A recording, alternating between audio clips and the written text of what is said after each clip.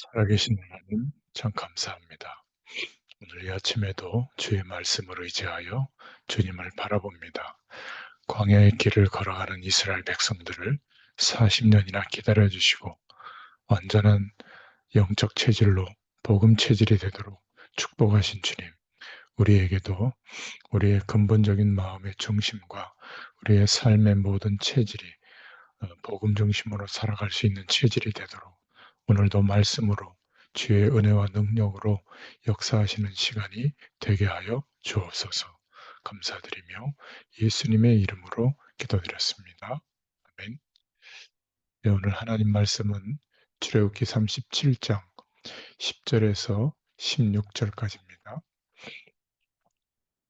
그가 또 조각목으로 상을 만들었으니 길이가 2규빗, 너비가 1규빗, 높이가 1규빗 반이며 순금으로 싸고 위쪽 가장자리로 돌아가며 금테를 둘렀으며 그 주위에 손바닥 넓이만한 턱을 만들고 그 턱 주위에 금으로 테를 만들었고 상을 위하여 금고리 넷을 부어 만들어 내 발 위 내 모퉁이에 달았으니 그 고리가 턱 곁에 있어서 상을 매는 채를 꿰게 하였으며 또 조각목으로 상 맬 채를 만들어 금으로 쌌으며 상 위에 기구 곧 대접과 숟가락과 잔과 따르는 병을 순금으로 만들었더라. 아멘. 체질을 바꾸라 라는 제목입니다. 오늘 조각목으로 상을 만들어라 이렇게 명령하셨죠. 어, 인간의 영적인 문제는 드러나는 내용은 다른 것 같아도 근본 영적 문제는 똑같습니다. 인간에게 왜 이렇게 자꾸 고통이 계속될까? 우리는 답을 얻어야 됩니다. 근원적인 해결이 필요하죠. 이 근원적인 문제를 어떻게 해결해야 하는가? 그 가장 중요한 답은 그 문제가 있는 사람에게 있죠. 그렇다고 볼 때 우리 인간에게 주신 유일한 답은 하나님이십니다. 이 하나님께서 이스라엘 민족을 40년 동안을 광야길을 가게 만드신 거죠. 나는 너를 애굽 땅 종되었던 집에서 건져낸 여호와라 이렇게 말씀하고 있습니다. 지금도 똑같은 답이 되죠. 일주일이면 갈 수 있는 거리를 왜 40년이나 가게 하셨을까? 어, 기다리라고 하는 것인가? 저는 그렇게 보지 않고요. 하나님이 오히려 기다려 주시는 것이죠. 40년이나 기다리시는 겁니다. 중요한 답은 그 40년의 시간을 기다리면 체질이 완전히 바뀌게 되죠. 그래서 오늘 말씀을 통해서 체질을 바꾸라. 삶의 체질을 바꾸고 영적 체질을 바꾸고 복음 체질이 되게 해라. 오늘 그 말씀입니다. 먼저 첫 번째로 삶의 체질을 바꾸라. 너희들은 이제 노예가 아니다. 이제는 하나님의 자녀요. 가나안 땅을 복음화할 하나님의 자녀이기 때문에 삶의 체질을 바꾸라는 겁니다. 그래서 지금 광야에 묶어두신 것이죠. 그 상태로 가나안 땅에 들어가면 안 되기 때문에 하나님께서 살리기 위해서 묶어둔 겁니다. 이스라엘의 최고 고민은 애굽 나올 때부터 의식주였죠. 어떻게 입고 먹고 살 것인가. 하나님께서는 삶의 체질을 바꾸라고 하는 겁니다. 하나님의 계획 속에 들어오면 의식주 문제는 해결시켜 주시겠다고 약속하셨죠. 의식주가 잘못된 것은 아니죠. 어, 그것이 죄다, 불신앙이다. 이렇게 볼 수는 없지만 하나님께서는 그것을 책임지시겠다고 말씀하셨습니다. 광야 40년 가는 동안에 삶의 체질을 바꾸라는 겁니다. 너는 하나님의 축복된 자녀다. 너의 체질로 있으면 안 되니까 바꿔라. 하나님의 축복 못 받고 있으니까 체질을 바꾸라는 겁니다. 40년 동안 기다리게 만든 것이죠.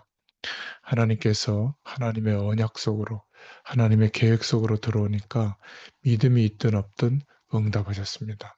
먹을 것이 없으니까 만나를 주시고 배고프고 힘이 없으니까 메추라기를 주시고 하나님께서 이스라엘 민족 가는 길에 너무 더우면 구름 기둥으로 밤에 추우면 불 기둥으로 이렇게 보호하셨습니다. 여러분이 하나님의 계획 속으로 들어가면 믿음이 있든 없든 하나님의 축복이 임합니다. 애굽에서 나와서 광야길을 가는 이것은 하나님의 계획이에요. 하나님의 계획 속으로 분명히 들어간다면 하나님은 의식주 문제를 해결해 주십니다. 요셉이 애굽 복음화라고 하는 하나님의 계획 속으로 들어갈 때 하나님은 무조건 응답하셨죠. 하나님의 계획 속으로 들어가 있는 저와 여러분은 세상의 의식주 문제를 두려워할 필요가 없습니다. 노예가 아니라는 말이죠. 40년이나 두고 노예가 아니니까 삶의 체질을 바꾸라는 겁니다. 멸망의 백성이 아니기 때문에 삶의 체질을 바꾸라. 너희들은 노예가 아니고 하나님의 자녀다. 애굽의 노예의 근성 그거 다 버려라. 심지어 광야에 살고 있지만 없다고 하는 광야 근성도 버려라. 지금도 똑같습니다. 여러분은 응답받을 자격이 있습니다. 하나님의 자녀죠.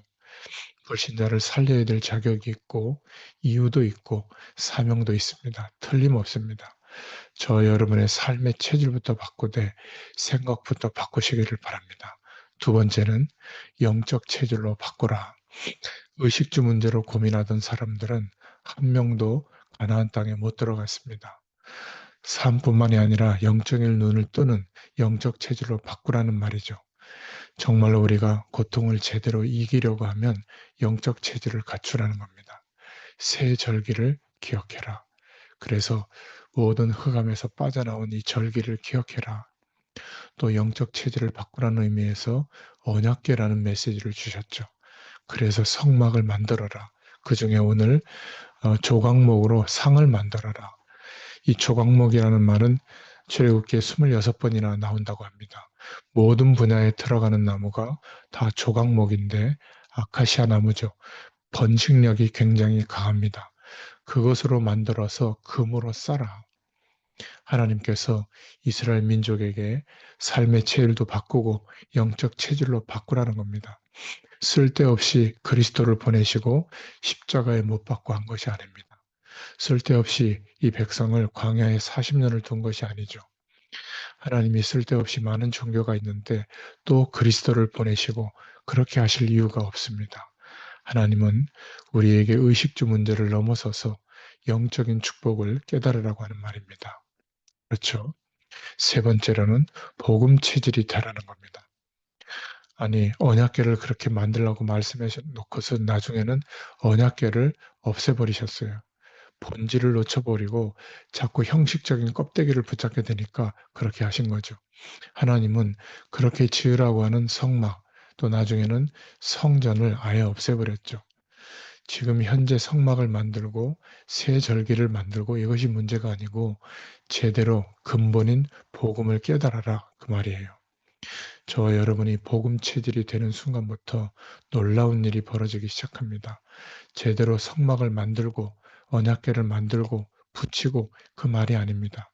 40년 동안 오래 응답을 안 하신 것이 아니라 복음 체질이 되도록 복음 체질이 되는 순간 일어나는 일이 있습니다. 그야말로 새 절기의 축복이 여러분 가는 곳마다 흑암 세력들이 무너지는 역사가 일어납니다. 복음 체질이 되는 순간에 성막 중심으로 다른 사람을 살리게 되죠. 하나님의 말씀, 언약궤를 중심으로 능력이 나타납니다. 그래서 오늘 조각상을 만들려고 했는데 여러분이 복음 체질이 되어버리면 하나님의 말씀이 살아 역사합니다. 또 등대를 만들려고 했는데 복음 체질이 되면 기도의 역사가 시작되어지죠. 이 축복을 받으라고 하는 겁니다.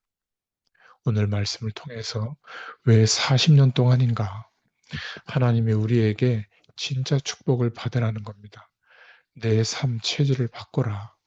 영적인 체질을 바꾸고 정말로 복음 체질로 만들어라. 40년 동안 그렇게 두신 것은 그 체질로 바꾸려고 하는 겁니다. 우리의 삶의 체질이 안 바뀌어서 늘 의식주 문제만 고민하던 그러한 사람들은 광야에서 다 사망했습니다. 이 영적 축복을 깨달은 사람, 그 사람만 가나안 땅으로 들어가게 된 것이죠. 들어가서도 복음의 근본 체질, 복음의 역사를 알아낸 사람을 통해서 가나안이 복음화되도록 역사하셨습니다. 오늘 말씀을 기억하시고 우리의 삶의 체질과 영적 체질과 복음 체질이 되는 그러한 체질로 바꾸는 은혜가 있기를 축원합니다. 기도하겠습니다. 하나님 감사합니다.